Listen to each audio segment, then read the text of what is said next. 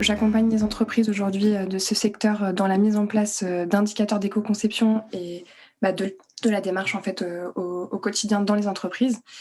Et donc je voulais un peu vous parler de qu'est-ce que l'éco-conception dans ce secteur-là, comment est-ce qu'on la met en place. Et donc pour ça, je vais vous expliquer en quoi ça consiste, quelles réflexions ça demande, et puis concrètement, du coup, quels indicateurs peuvent être mis en place pour réduire ces impacts environnementaux dans la production textile. Donc, tout d'abord, faire de l'éco-conception, c'est avant tout donc réduire ses impacts, mais on se concentre en fait sur une vision produit, en éco-conception plutôt qu'une vision organisme, comme on peut le faire avec un système de management environnemental. Et donc, on s'intéresse au cycle de vie global en fait du produit ou d'un service, si c'en est un, tout en préservant la performance du produit. Donc là, je vous ai mis toutes les étapes du cycle de vie d'un textile. Donc c'est une vision assez globale et précise sur toutes les étapes qui peuvent intervenir.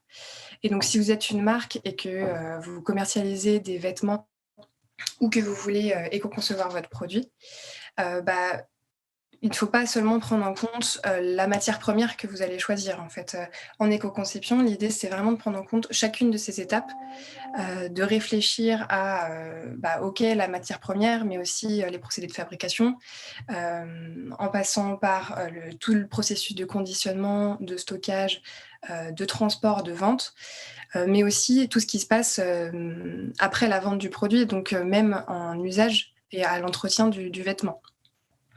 Donc, vous pouvez penser à l'éco-conception pour l'usage et pour aussi la fin de vie, du coup, avec toutes les filières de fin de vie qui existent, donc que ce soit le réemploi, la valorisation énergétique ou le recyclage. Et donc là, j'ai représenté le cycle de vie avec, on voit en bleu plutôt l'amont avec des matières premières qui viennent de la partie agricole ou pétrochimique. Donc j'ai représenté un peu les deux types de matières les plus représentées aujourd'hui sur le marché. Et donc, on voit donc à côté de ça, il y a aussi les matières animales, enfin, il y a tout ce qui vient de provenance animale et artificielle. Et pour le coup, voilà, ça vient de différents types de secteurs, que ce soit agricole, pétrochimique. On a aussi beaucoup d'étapes donc en ennoblissement portées sur voilà, des processus plus chimiques. Et on a toutes les fournitures qui interviennent dans la fabrication des vêtements avec les boutons, les fermetures claires, tout ça qui peuvent être dans d'autres matériaux plus plastiques ou provenir de cycles de vie de la métallurgie.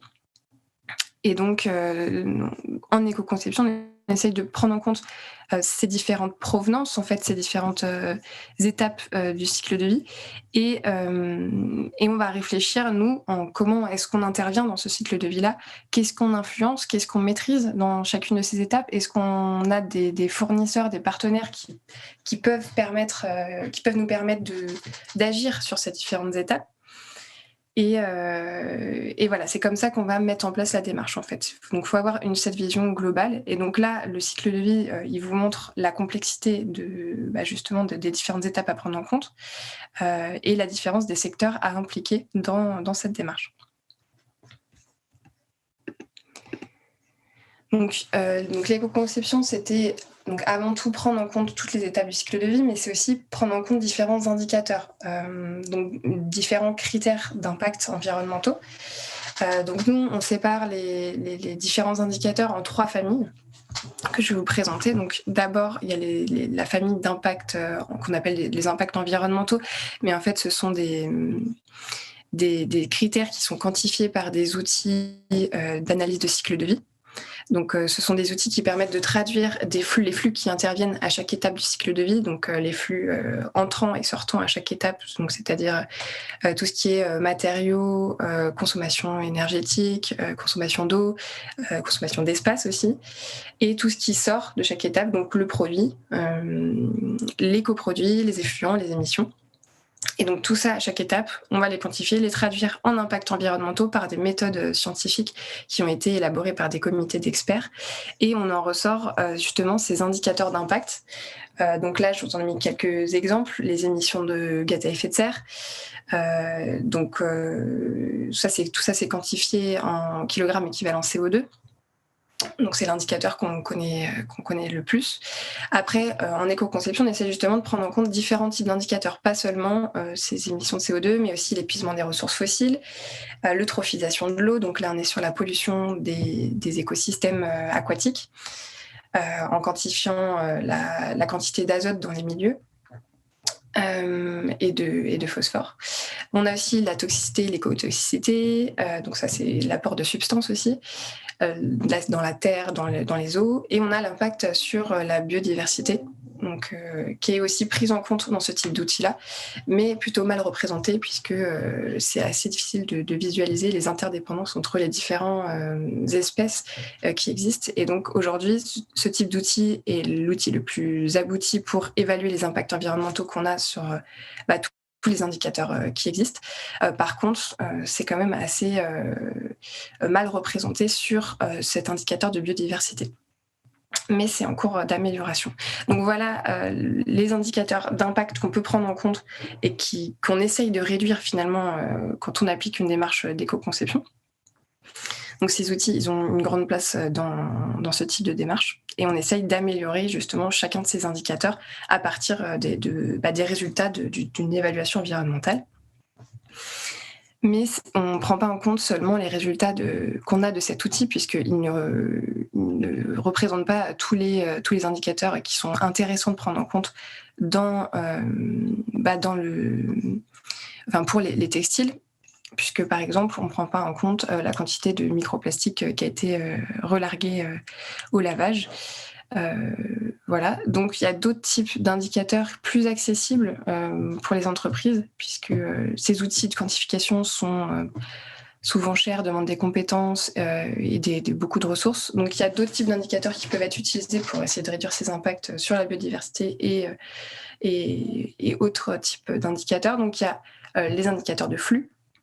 Donc ça peut être simplement la consommation d'eau, d'énergie, de produits chimiques qu'on utilise à chaque étape de notre fabrication, mais aussi tout au long du cycle de vie. La production de déchets, ça peut être soit en fabrication, soit en fin de vie. On a aussi des indicateurs liés à la logistique, vu que vous l'avez vu, c'était quand même une étape prise en compte dans le cycle de vie. Donc on parle de logistique H. Au final, entre chacune des étapes, il y a une petite partie de logistique. Et donc tout ça, ça peut être pris en compte. Et on a du coup la quantité de microfibres relarguées comme exemple de flux à prendre en compte en plus des indicateurs d'impact environnementaux que je vous ai présentés avant. Et on a une dernière famille d'indicateurs qui sont plus des indicateurs de conception, pour le coup.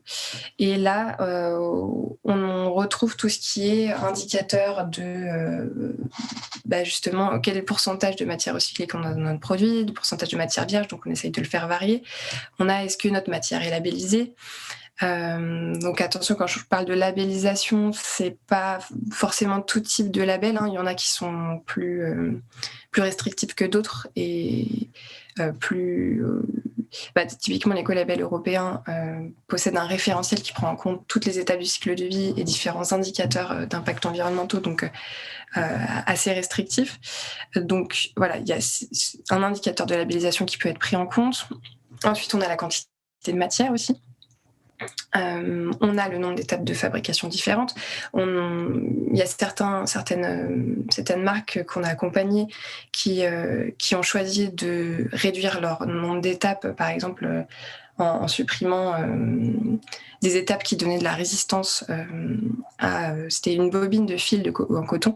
Donc ils ont choisi de réduire la résistance de leur fil en réduisant une étape parce qu'à l'usage, finalement, la résistance n'était pas nécessaire. Donc c'est s'adapter en fait aux besoins, aux justes besoins et faire en sorte que du coup on réduit les étapes de fabrication mais sans forcément d'impact négatif sur la performance à l'usage, puisque la résistance n'était pas nécessaire. Donc il y a ça, il y a aussi des indicateurs liés au type d'impression qu'on utilise pour marquer nos produits, des types de délavage aussi pour les jeans notamment. On a les indicateurs de qualité, puisque la durée de vie, c'est aussi un facteur qui est pris en compte. Donc, dans les étapes du cycle de vie, on ne l'a pas visualisé concrètement, mais en fait, plus notre produit dure dans le temps, évidemment, plus ça évite la production d'un nouveau produit. Donc c'est forcément une partie qui est très importante en éco-conception, et notamment les indicateurs de qualité pour le textile. Donc, dans ces indicateurs de qualité, on retrouve tout ce qui est stabilité dimensionnelle, résistance à l'abrasion, au boulochage, résistance des couleurs au lavage, etc. Et donc l'idée, c'est de mettre en place ces indicateurs avec des seuils de plus en plus restrictifs et qui correspondent évidemment aux besoins clients derrière. Donc il faut toujours faire le parallèle entre répondre à un besoin qui est existant et derrière adapter nos indicateurs et nos seuils en fonction. Donc on retrouve aussi les consignes d'entretien, pour le coup, parce que c'est vrai que quand vous êtes une marque, on a souvent l'impression qu'on n'a pas d'influence sur l'étape d'entretien et d'usage et la durée de vie du produit, alors que certes on n'a pas de maîtrise de cette étape, mais on peut quand même avoir une influence, et notamment par la sensibilisation de nos consommateurs et en donnant les bonnes consignes d'entretien pour nos produits. Donc ça peut être un indicateur à prendre en compte. Il y en a plusieurs dans cette catégorie-là. Ensuite, on a aussi, du coup, sur la partie logistique, le taux de remplissage des camions. On a aussi la quantité de matières différentes qui constituent notre produit. Donc là, c'est plutôt pour la fin de vie. Puisque pour les vêtements, l'éco-organisme Refashion a quand même publié un document avec les facilitateurs et perturbateurs de tri pour le recyclage. Et donc, ça peut être des indicateurs à prendre en compte dans la conception de son produit pour faciliter le recyclage des matières et donc éviter la production de matières vierges derrière. On a aussi, du coup, le pourcentage de recyclabilité qui peut être mis en place. Donc voilà, différents types d'indicateurs qui peuvent être pris en compte plus ou moins facilement. Mais l'idée, c'est vraiment d'avoir une vision sur différents types d'indicateurs et pas seulement mettre en place un seul. En éco-conception, on essaye vraiment d'avoir une vision plus globale sur différents critères et différentes étapes du cycle de vie. Donc l'idée, c'est vraiment d'agir sur ces indicateurs pour réduire les impacts environnementaux. Et ces impacts, donc je vous avais parlé d'analyse de cycle de vie, et pour le coup, il y en a beaucoup qui ont été réalisés sur les textiles.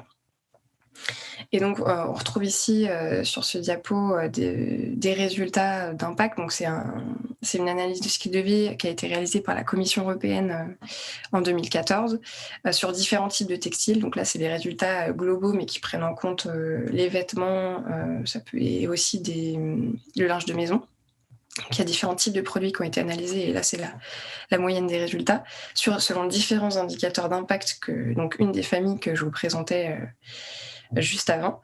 Et donc, on retrouve l'épuisement des ressources naturelles, l'écotoxicité aquatique, l'eutrophisation de l'eau, consommation d'eau, changement climatique. Donc là, j'ai choisi de vous montrer ces indicateurs-là, mais il y en a beaucoup plus pris en compte. Et j'ai choisi cela parce que dans le secteur textile, ce sont les indicateurs qui sont les plus prioritaires. Donc, on voit, d'après les résultats, qu'on a majoritairement, les impacts sont portés sur la culture et l'extraction des matières premières, la fabrication du produit et l'utilisation et l'entretien. Donc après, à chaque étape du cycle de vie, évidemment, il y a des impacts sur la nature, sur la biodiversité, sur vraiment beaucoup d'indicateurs. Mais il y a quand même une répartition de ces impacts qui est pas la même selon chacune des étapes. Donc voilà, en général, c'est à ça que sert l'analyse de cycle de vie. Ça permet de visualiser sur quelle étape il faut faire le plus d'efforts pour essayer de réduire au maximum les impacts. Donc, il y a des enjeux, il y a des impacts, il y a des indicateurs sur lesquels on peut agir pour les réduire. Et on a une vision globale, et cette vision globale, elle nous permet en fait d'anticiper les transferts d'impact qui peuvent apparaître. Donc, par exemple, entre étapes du cycle de vie, par exemple, il peut y avoir des transferts d'impact. Donc là, on peut imaginer une réduction de l'impact sur la phase d'usage, mais une augmentation sur la phase de matières premières, fabrication, fin de vie. Là, j'ai pas d'exemple pour le textile, mais l'exemple qu'on utilise souvent, c'est c'était sur les voitures thermiques, voitures hybrides. Pour le coup, on a une diminution à l'étape d'usage, mais une augmentation sur d'autres étapes du cycle de vie. Et le parallèle peut être fait pour chaque type de produit. Et c'est pour ça que c'est utile d'évaluer les impacts sur différentes étapes et voir les solutions qu'on souhaite apporter. Si on a une nouvelle matière qu'on veut proposer, un nouveau procédé innovant et on a l'impression qu'il y a une réduction d'impact, pour le coup, il faut qu'on regarde sur chacune des étapes si finalement, dans la globalité du cycle de vie, la réduction d'impact, elle est conséquente et s'il n'y a pas une augmentation qu'on n'aurait pas vue sur une autre étape. Et donc, on a aussi ces transferts d'impact qui interviennent entre indicateurs d'impact. Donc là, j'ai l'exemple du coton et du polyester. Car le coton, donc, on connaît tous les enjeux qui sont plutôt liés aux substances utilisées pour la culture en coton. Donc ça influence sur l'indicateur d'eutrophisation de l'eau, donc sur la pollution des eaux. On a du coup l'utilisation des sols pour les cultures et donc une forte consommation d'eau. Donc pour le coup, si on passait au polyester, ces indicateurs-là, ils réduiraient. Par contre, on aurait plus de consommation de ressources rares, enfin de ressources fossiles, et plus de consommation d'énergie primaire. Donc voilà, c'est juste pour montrer que il y a des transferts d'impact. Il n'y a pas une solution qui est meilleure qu'une autre. Ça dépend toujours de l'angle de vue qu'on prend. Et évidemment, il y a aussi le fait que chaque matière, chaque process, son objectif, c'est d'atteindre une certaine performance ou certaines propriétés pour notre produit. Et donc, évidemment, ça aussi, c'est à prendre en compte pour répondre aux besoins derrière clients. Donc, ces transferts d'impact en éco-conception, l'idée, c'est vraiment de les prendre en compte, d'essayer de les réduire au maximum.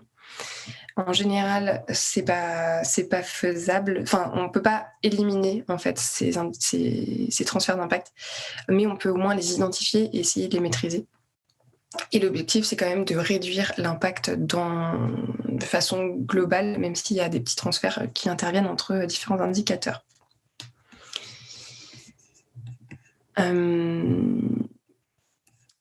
Donc voilà, autre point que je voulais aborder, c'était la notion de balance, d'équilibre. En fait, il faut toujours faire des compromis et c'est lié notamment à cette histoire de transfert d'impact. En fait, si on parle seulement d'environnement, on va créer un produit qui sera le moins impactant possible. Ok, donc c'est d'un point de vue technique, ça peut être intéressant.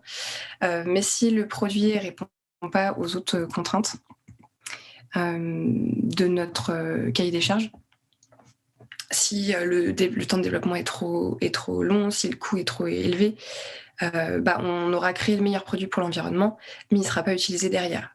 Donc ça n'a pas d'intérêt. L'objectif, c'est vraiment que le produit éco-conçu, il remplace un produit non éco-conçu sur le marché. C'est pour ça que je parle aussi beaucoup de performance. L'objectif, c'est de faire des compromis en fait entre les contraintes de performance environnementale et toutes les autres contraintes du cahier des charges qu'on a classiquement dans un projet.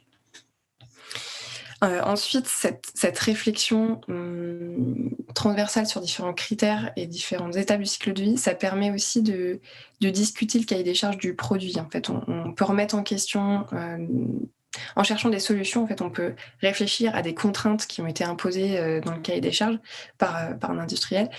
Et peut-être que ces contraintes ont été imposées sans trop savoir pourquoi, peut-être que ça a été surdimensionné. Et donc, on essaye en fait de requalifier le besoin pour ensuite avoir des marges d'éco-conception dans le cahier des charges.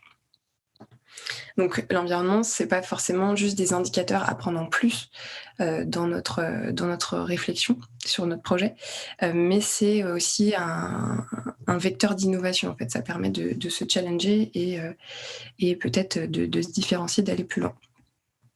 Mais toujours dans l'objectif de répondre plus justement aux besoins. Donc, il y a toujours besoin de faire des compromis. On ne peut pas dire que notre solution, c'est toujours de choisir des matières recyclées.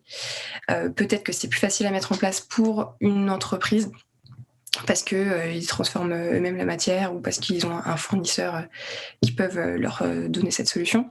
Mais peut-être que ça peut être plus compliqué pour une autre entreprise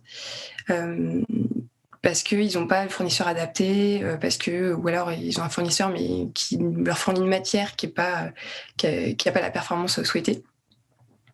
Donc voilà, en fait, les compromis dépendent de chaque entreprise, de chaque contexte. Il n'y a pas de bonne idée générique et c'est toujours c'est justement cette question de contexte. Voilà, j'ai fait à peu près le tour de ce que je voulais vous dire sur l'éco-conception. Je pense que, le sujet est quand même largement abordé aujourd'hui dans le secteur textile. Là, le sujet est souvent porté sur la matière première, mais pour le coup, l'idée, c'est quand même de vérifier que sur les autres étapes du cycle de vie, on peut aussi agir et trouver les bons indicateurs pour le faire. Merci beaucoup, Clara, pour ces approfondissements sur les principes de l'éco-conception. Alors, nous allons tout de suite passer aux questions dans la salle. Pour commencer, est-ce qu'il y a des questions ? Oui ?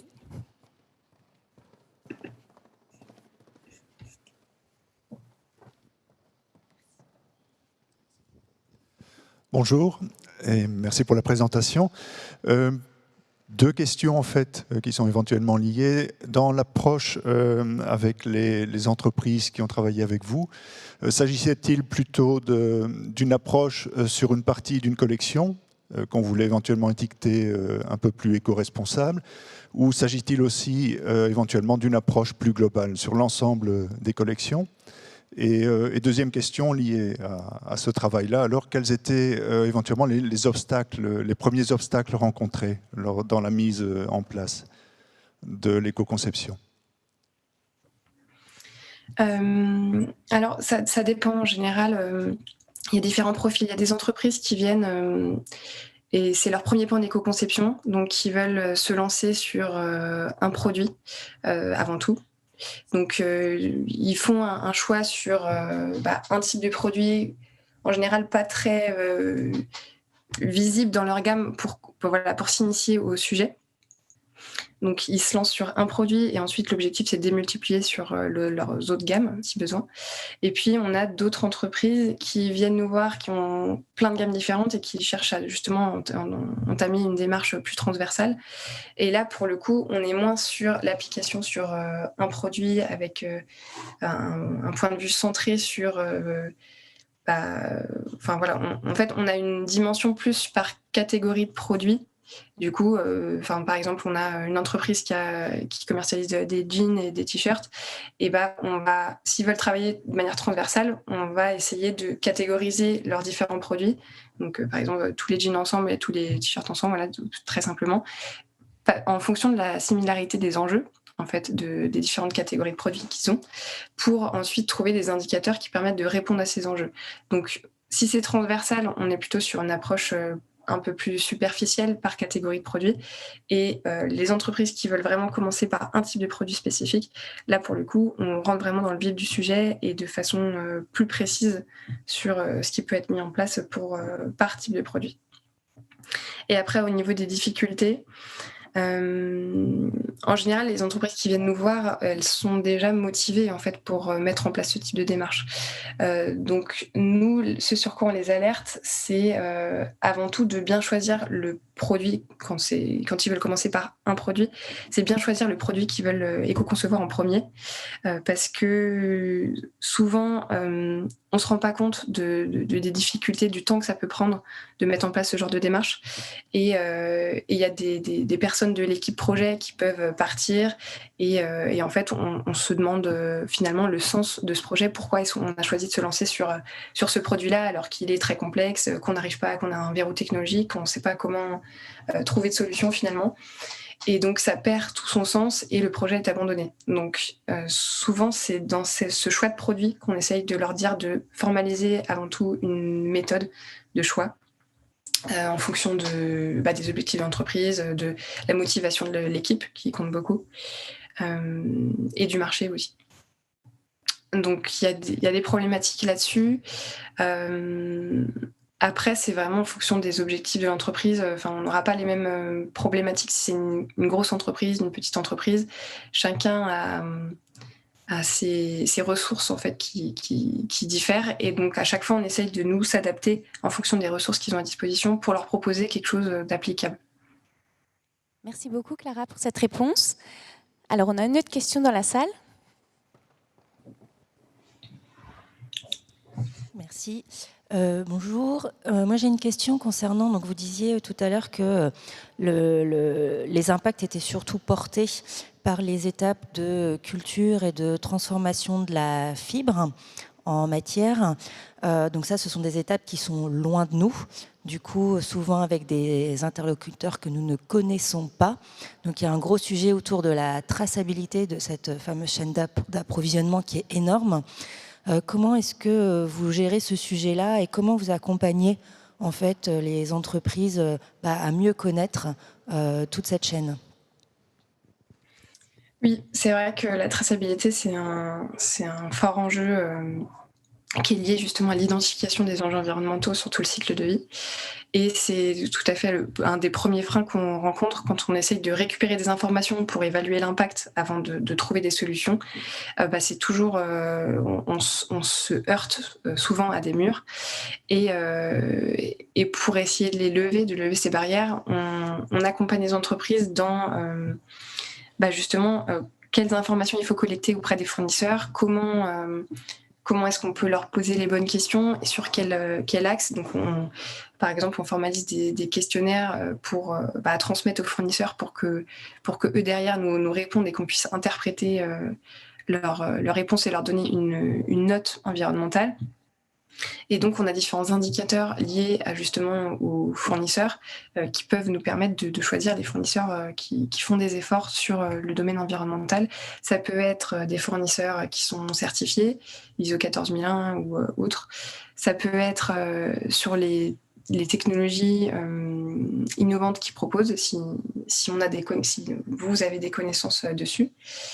On les aide aussi à analyser les communications environnementales des fournisseurs, puisque parfois il y a des offres peut-être un peu plus vertueuses proposées par les fournisseurs, mais ils ont des façons de communiquer peut-être pas suffisamment pertinentes ou vérifiables, et donc on les accompagne pour leur fournir, enfin pour leur demander les bons modes de preuve en fait, qui permettent de prouver les arguments environnementaux avancés par ces fournisseurs. Merci Clara. Alors on va passer aux questions en ligne. Oui, on a 2 questions en ligne. La première qui porte sur l'impact. Notamment, est-ce que le fait de choisir une matière recyclée a vraiment un impact significatif sur la CV ? Et je vais faire aussi la deuxième question. Est-ce que cette étude portant sur la CV à l'échelle européenne est accessible quelque part? Merci. Oui, tout à fait. Donc, je vais répondre à la deuxième question d'abord, vu que c'est plus rapide, plus facile. Oui, cette étude de la Commission européenne est disponible gratuitement en ligne. Vous pouvez tous y avoir accès. C'est la JRC qui l'a publié, donc Joint Research Center de la Commission européenne. Donc, vous pouvez le trouver. Et puis, au niveau de la question sur les matières recyclées, en analyse de cycle de vie, donc je vous ai parlé, il y a des méthodes scientifiques de calcul pour définir les indicateurs d'impact. Et en fait, la matière première recyclée, comme elle empêche la fabrication de nouvelles matières vierges, pour le coup, le seul impact qui est pris en compte dans l'approche la plus utilisée en analyse de cycle de vie, la seule manière de prendre en compte l'impact de matière recyclée, c'est en prenant en compte l'impact de la transformation de la matière usagée pour en refaire cette matière recyclée. Donc on ne prend pas en compte en fait tout le premier cycle de vie de la matière vierge, on prend seulement en compte le recyclage de cette matière vierge en matière recyclée. Donc, en général, il est largement inférieur, cette transformation pour le recyclage, au cycle de vie premier de la matière vierge. Donc, c'est pour ça que dans la CV, en général, la matière recyclée ressort avec beaucoup moins d'impact. Mais après, ça dépend comment est-ce qu'on alloue justement les résultats d'impact du premier cycle de vie à ce nouveau produit.